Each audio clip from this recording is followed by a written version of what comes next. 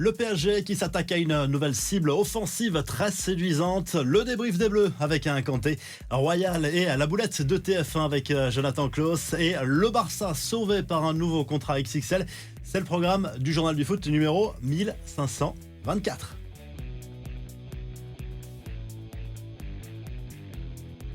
Victoire 3-0 sans forcer pour les Bleus en match de préparation pour l'Euro 2024, mercredi soir à Metz. But signé Kolo Muani, Klose et Mbappé qui s'est offert en plus 2 passes décisives. Le Parisien, le prochain match amical est prévu dimanche contre le Canada à Bordeaux. Cette fois, la performance du milieu de terrain, N'Golo Kanté, était forcément très attendue pour son grand retour en bleu et c'est comme si rien n'avait changé.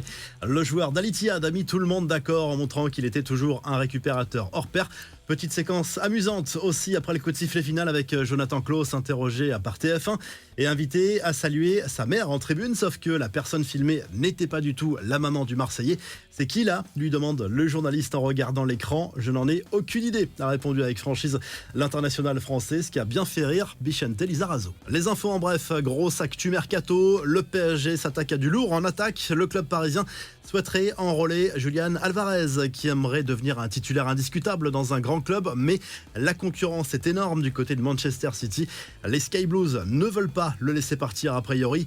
Autre cible, Lenny Yoro a aussi tapé dans l'œil de grands clubs européens dont Manchester United qui serait prêt à miser gros. Une offre de 60 millions d'euros serait en préparation. Le Real est aussi sur le coup.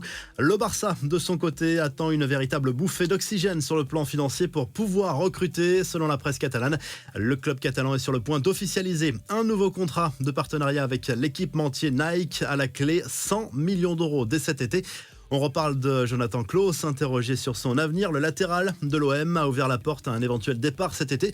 Si tout le monde y trouve son compte, l'international français avait été poussé vers la sortie déjà l'hiver dernier. À Marseille, toujours, le dossier du futur coach peine à se concrétiser. Un concurrent arrive d'ailleurs dans le dossier Sergio Conceição, l'ex-entraîneur du FC Porto. Il s'agit de la Lazio Rome qui cherche à remplacer Igor Tudor, qui a déjà claqué la porte dans la capitale italienne. La revue de presse en Espagne, Le Mundo Deportivo se penche sur le mercato du Barça avec une piste qui revient avec insistance à celle menant Colombien Luis Diaz de Liverpool. Le Brésilien Rafinha, lui, pourrait partir en cas d'offre intéressante. Enfin, le Corriere dello Sport consacre sa une à Antonio Conte qui a officiellement signé son contrat avec le Napoli. Le coach italien promet un engagement total. Pas mal d'incertitudes tout de même sur le mercato avec les départs possibles d'Osimhen et Kvaratskhelia. Si le journal du foot t'a plu, n'oublie pas de liker et de t'abonner et on se retrouve très rapidement pour un nouveau journal du foot.